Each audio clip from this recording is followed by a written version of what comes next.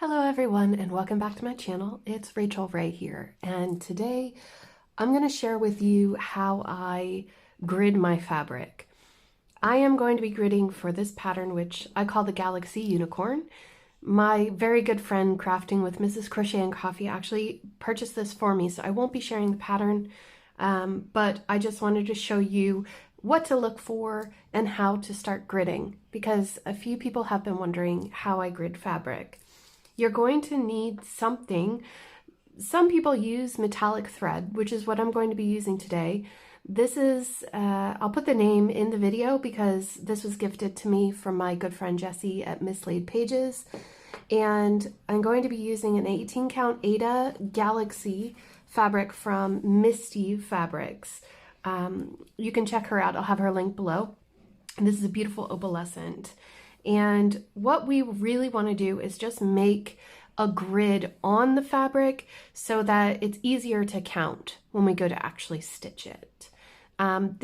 Some people would prefer to just fold the fabric in half and in half again, and then you find the center point here or somewhere very near there and work from the center.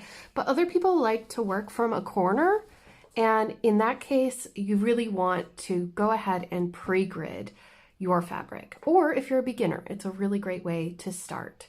So I'm going to get ready. We're going to first thread our needle, and I'm just going to get a small amount of this. When you're working with this particular type of floss or thread, whatever you want to call it, it's not exactly thread, it's plastic. But you want to be really, really careful because it can unravel very easily, and that's why it's got this kind of fabric holder jobby. I don't know what it's called. I don't know its official name. I'm just going to take a small amount at first, and I'm going to thread it. I guess the good thing about this one is that you don't have to lick it first. So I got it through the eye of my needle, and I'm going to pull quite a bit. And then at the end, I am going to tie a knot. I don't usually tie knots, but I'm going to tie a knot just like so. Just make sure that it doesn't come out. Perfect. Okay. So there's a little loopy there. That's fine. So let's get started. What we need to do is find out how big this pattern is, how many stitches it is, and then how many blocks we need. So it says it's 144 stitches wide by 152 high. So that means we need 15 squares in width, and we need 16 in depth. Or you can do 14 and 15 and then just have the extra 4 on the sides. Up to you, whichever way is better for you. So let us center the fabric first. So I'm going to start in the middle and work my way out to the sides. I'm going to move this out of the way now that we don't need it. Okay. So determine how you want your fabric to look. In this case, it is taller than it is wide. And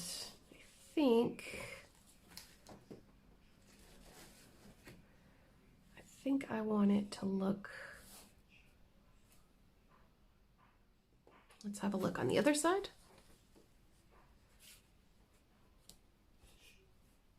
Yeah, let's do it this way. You can always determine what side is the top side later on, but I just like to give myself that kind of guideline before I get started. Okay, I'm gonna grab some needles as well. Doesn't matter what size they are. This one still has thread in it. I think my husband used that for something. So we know the middle is here. We don't need to mark anything unless you want to mark how tall it goes. If you want to shift where the blocks go, I don't think you could see my hands there. Shift where the blocks go. You could do that at this stage. I'm going to do that now, and I'll be right back. Okay, so I'm just showing you what I've done. I've counted actually 7 blocks from the center to see exactly how many or how much would be of the pattern would be in the fabric.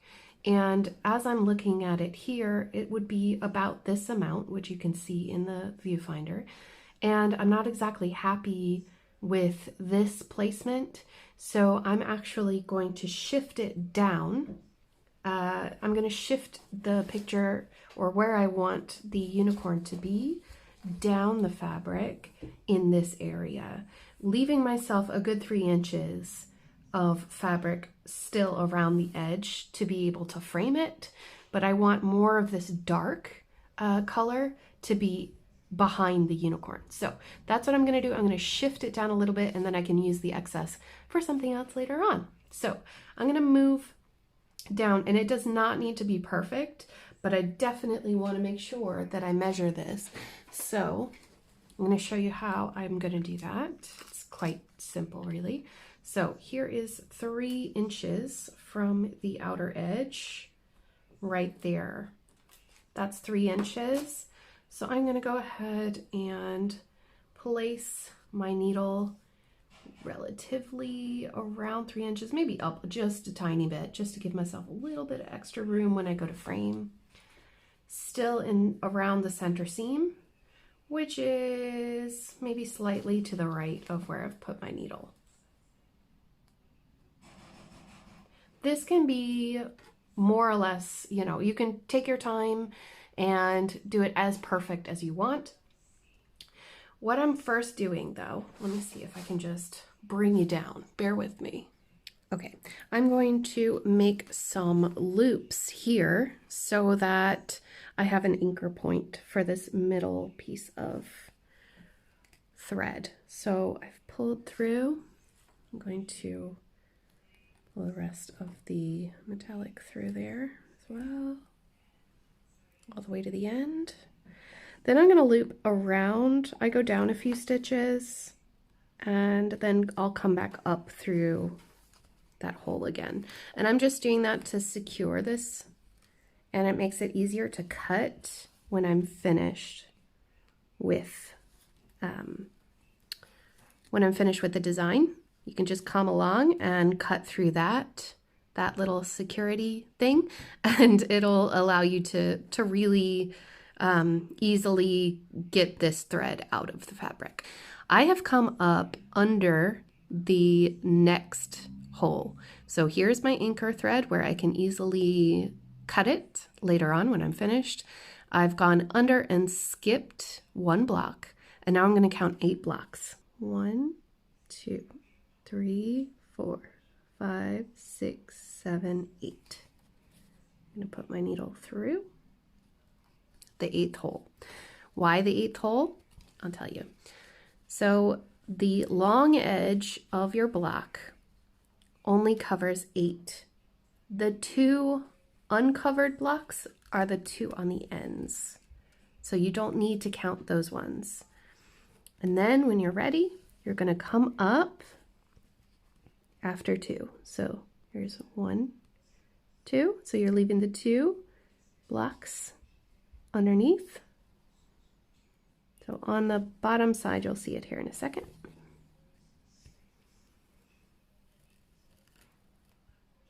Let me just pull this down a little bit. Yeah, okay. And then you start again. 1, 2, 3, 4, 5, 6, 7, 8. You go down under the 8th hole. Come on.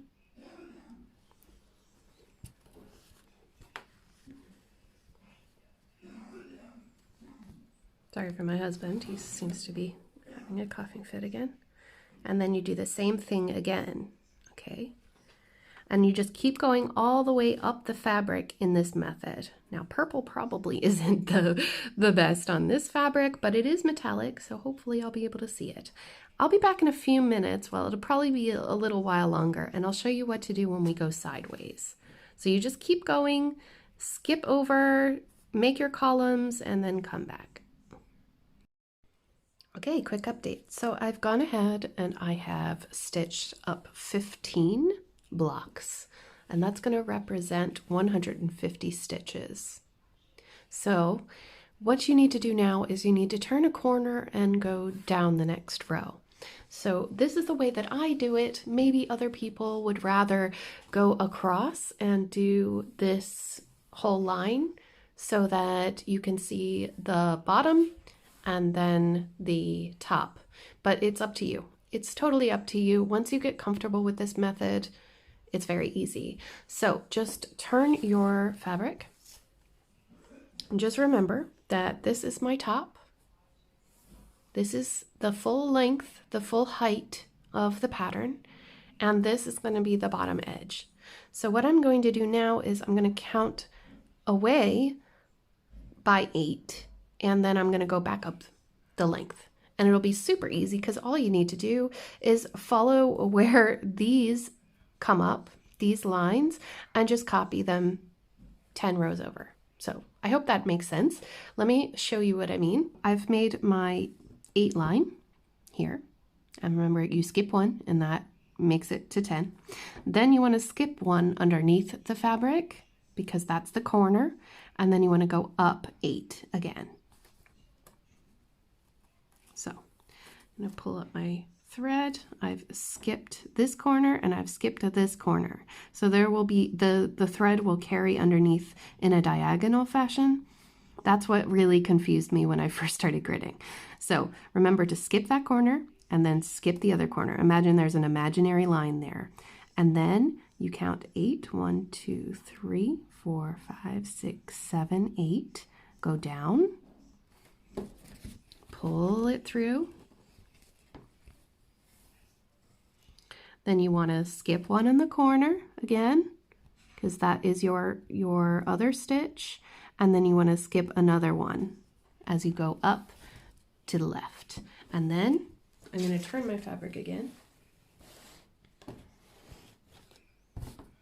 You're going to go up 8 and you're going to continue in this fashion. So see this line? This is where I set in my thread before. And then I'm just going to go ahead and place it in. Then you want to come up again after 2 stitches.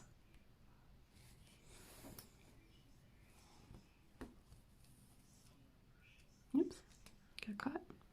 And then you're going to count 8 again, or you can just follow the line along until you reach the same equidistance as the last.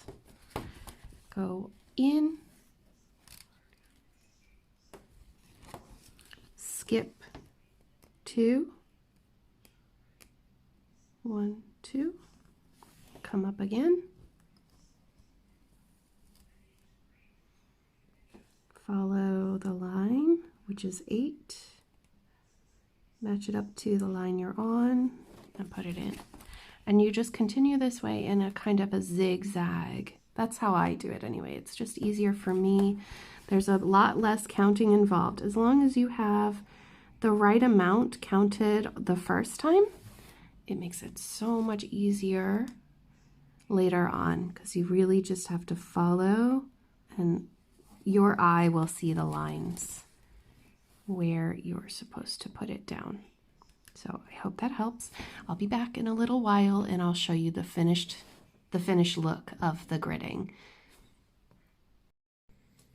Okay, y'all, so it's been about an hour since I started, and you can see I now have all of my horizontal rows complete, and I'm gonna start doing the vertical ones. So I think you can see it here. Once I got to the last row, I just turned the corner and I tidied up by going over and just filling in all the gaps. So if you can see it here on this side, sorry about the lighting, it is dark out, there's a gap and then a line and then a gap and a line going up every other stitch. But over on this side, you can see it's nice and clean. So what we're gonna do is I'm just gonna start here and I'm gonna weave the long line of 8 in between each and every one of these, just to make it super clear. Now, if you want, On this fabric, it'll be easier for me and for you to see the line on top. But when we turn this over, oops, yep, if I can turn it over, there we go. You're going to be able to see, in a few minutes, you're going to be able to see that there will be a little tiny plus sign at every junction. This side is what I used when I did my second project, which is escaping me. Some people prefer to just have a teeny tiny plus sign, and other people prefer to have the lines. It's completely up to you. So I'm going to do that, and I'll come back to you in another hour or so. Hello everyone, and welcome back. It's been 2 days since I gridded this fabric. I got so excited that I just started right away. This is what the grid looks like completed. I'm going to bring it up to you a little bit so that you can see it. So I have horizontal and vertical rows there. I decided to keep the long stitches on the top so that it's easier to see. If I had access to more sulky thread closer to me, I absolutely would have chosen a different color for this demonstration, so I do apologize to anybody whose eyes are straining. I also told you that I would show you the back. Do you see how they are plus signs on the back side? That is what I decided to do to show on my Stitch Your Own Adventure project from Letters to Hogwarts, but in this case I think it'll be easier to see with the lines on the top.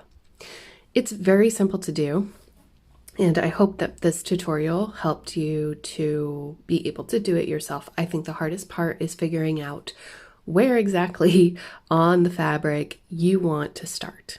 If you're using a piece of just standard fabric that isn't a hand-dyed fabric, that might be easier than what I made it out to be. So I apologize if it seemed a bit superfluous, but it is a consideration needed to make when you're working with something like this when it's hand-dyed. So I hope that you enjoyed the tutorial, and if you did, please give me a thumbs up, and I'll see you all very soon in my next video. Take care, everybody. Bye.